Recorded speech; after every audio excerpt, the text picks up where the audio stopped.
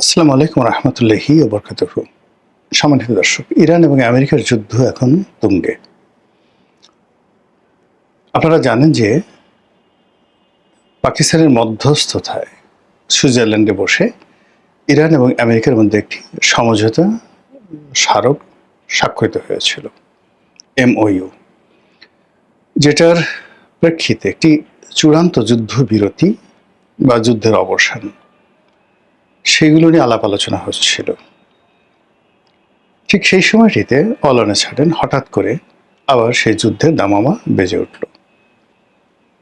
যখন এ ধরনের সমঝোতা চলছে এবং উভয় পক্ষ যেখানে আশাবাদী ছিল, আমেরিকা এবং ইরান, ঠিক সেই সময়টাতে হরমুজ প্রণালী নিয়ে নতুন করে আবার উত্তেজনা দেখা দেয়।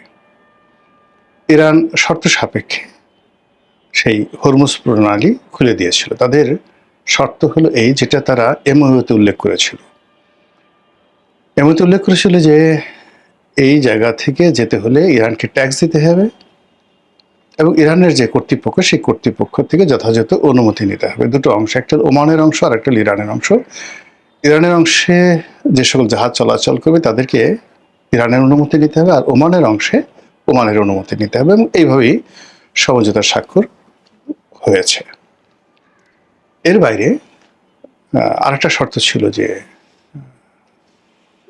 যে হুতিদের উপরে আক্রমণ চলছে এবং লেবাননে যে আক্রমণ চালাচ্ছে এবং সৈন্য সমাবেশ করেছে ইসরায়েল, তো সেখানে মূলত যে হিজবুল্লাহ, তো হিজবুল্লাহর সাথে সেই যুদ্ধে বহু হতাহত হয়েছে এবং আপনারা জানেন যে ইরান প্রথম দিন থেকে হিজবুল্লাহর প্রমোটর। তো এক্ষেত্রে শর্ত ছিল যে ইসরায়েলকে এই আক্রমণ বন্ধ করতে হবে, লেবাননের মাটি থেকে তাদের সৈন্য ফিরিয়ে আনতে হবে এবং যে সকল এলাকা তারা দখল করে নিয়েছে লেবাননের, সেগুলো ফেরত দিতে হবে। তো এগুলো নিয়ে টানাপোড়েন কথাবার্তা চলছিল এবং আপনারা জানেন যে ইতিমধ্যে এটা তৃতীয় দফা যুদ্ধ। এর আগে দ্বিতীয় দফা যুদ্ধ হয়েছে, প্রথম দফা যুদ্ধ হয়েছে, এবং উভয় যুদ্ধেই, প্রথম এবং দ্বিতীয় দফা যুদ্ধে, আমেরিকা এবং ইসরায়েল শোচনীয়ভাবে পরাজিত হয়েছে। অন্যদিকে ইরানের যথেষ্ট ক্ষয়ক্ষতি হয়েছে, কিন্তু তাদের যে আত্মমর্যাদা, তাদের যে সামরিক সক্ষমতা, এটি খোদ আমেরিকা এবং ইসরায়েলকে অবাক করে দিয়েছে। এবং আমেরিকা এবং ইসরায়েলের সৈন্যদের মধ্যে যে কি পরিমাণ প্যানিক, যেটি কল্পনা করতে পারবেন না। অনেক, মানে এটা সংখ্যা দিয়ে বলা যাবে না, হাজার হাজার ইসরায়েলি সৈন্য এবং আমেরিকান সৈন্য তারা মানসিক ভারসাম্য হারিয়ে ফেলছে এই দীর্ঘ যুদ্ধে। ভারসাম্য হারিয়ে ফেলছেন স্বয়ং ডোনাল্ড ট্রাম্প। তিনি, আপনি দেখবেন যে গত 2-3 মাস বা 4-5 মাস ধরে যে সকল কথাবার্তা বলছেন, এত হাস্যকর যে আমাদের দেশে কোনো, যাকে বলা হয়, আমাদের দেশে একজন লোক আছে ভাইরাল সিদ্দিক, মানে তিনি অনেক কথা বলেন। আমার কাছে মনে হয় যে ডোনাল্ড ট্রাম্প ইদানিং যে সকল কথাবার্তা বলছেন বা যে সকল কর্মকাণ্ড করছেন, সেটা ভাইরাল সিদ্দিকের যে কর্মকাণ্ড সেটাকে হারিয়ে গেছে।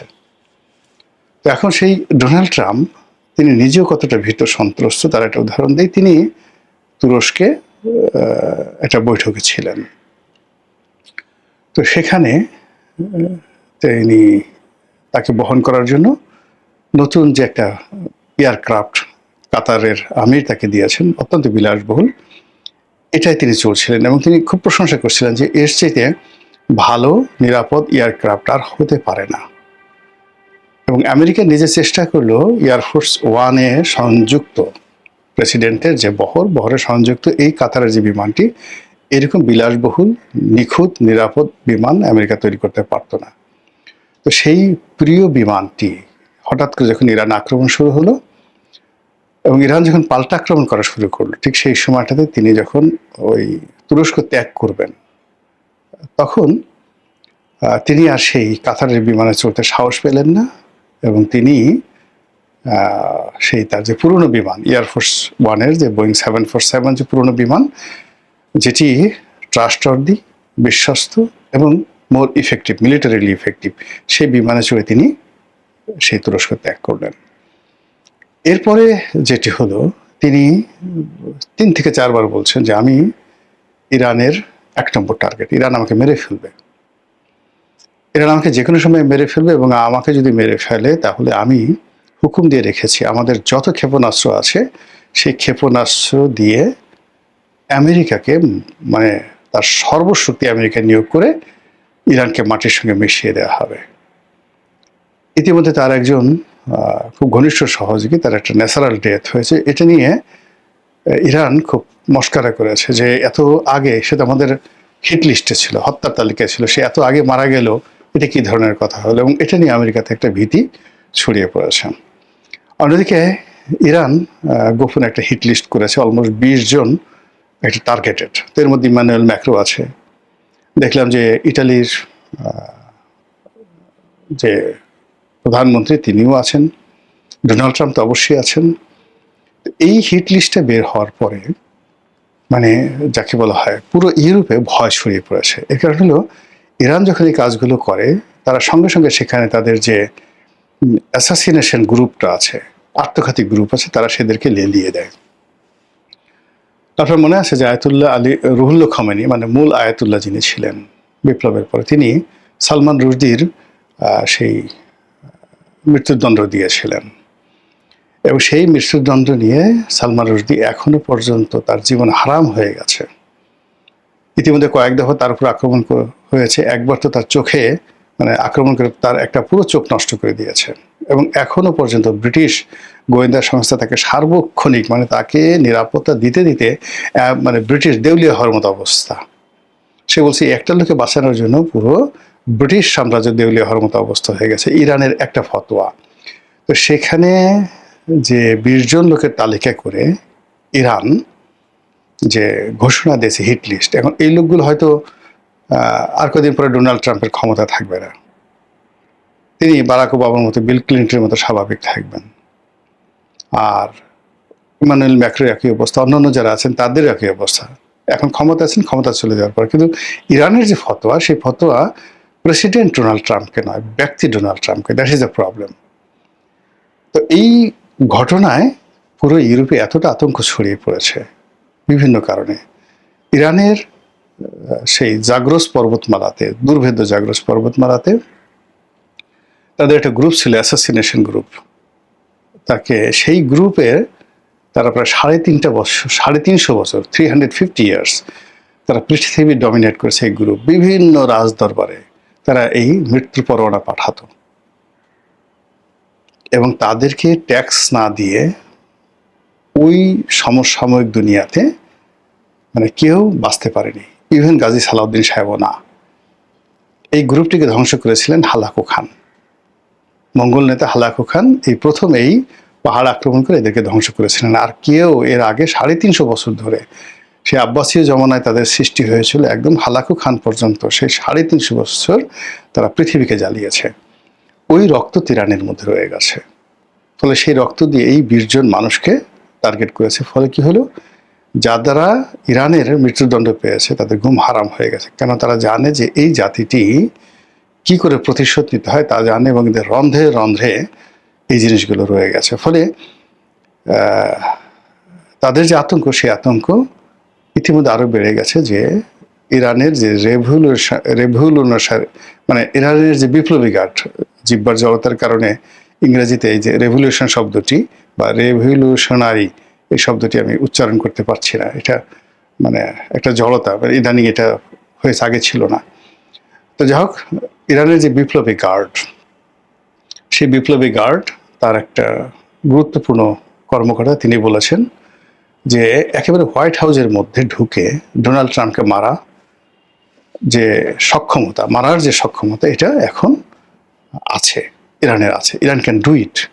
ইরান এতদিন এই কাজটি করেনি, কিন্তু এখন এই কাজটি তারা করবে। তো ফলে কি হলো যে এই যে ইরানের যে যুদ্ধ, এই যুদ্ধ তৃতীয় দফাতে যে যুদ্ধ, এই যুদ্ধ খুব দ্রুত শেষ হয়ে যাবে। দ্রুত শেষ হয়ে যাবে যে এর আগে ইরান যেটা প্ল্যান করেছিল এবং আমেরিকা যেটা প্ল্যান করেছিল, তো ইরানের প্ল্যানটা শতভাগ সফল হয়েছে, কিন্তু আমেরিকার প্ল্যান হয়নি। ইরান মধ্যপ্রাচ্যের যে সকল আমেরিকান ঘাঁটি রয়েছে, সব ঘাঁটি প্রায় আংশিকভাবে অর্ধেক এবং কোনো কোনো ঘাঁটি একেবারে সম্পূর্ণভাবে ধ্বংস করে দিয়েছে আমেরিকান ঘাঁটি, যেগুলো মেরামত করতে বিলিয়ন নয়, মানে শত কোটি নয়, হাজার কোটি ডলার লাগবে, ট্রিলিয়ন ডলার লাগবে নতুন করে চালু করতে।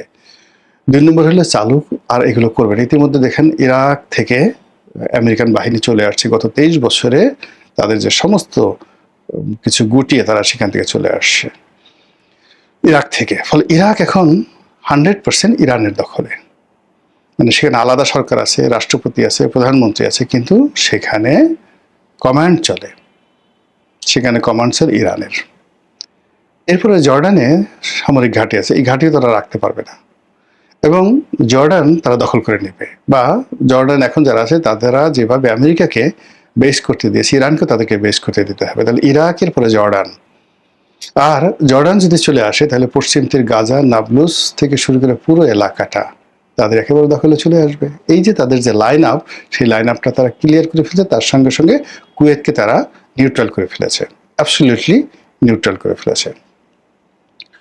অন্যদিকে আমেরিকা যেটা আর ইসরায়েল যেটা চেয়েছিল যে এয়ার স্ট্রাইক করে এই দেশটিকে শেষ করে দেওয়া, এটা হয়নি, ফেল করেছে। তারপরে তারা মিসাইল ড্রোন আক্রমণ করেছে, সেটা ফেল করেছে।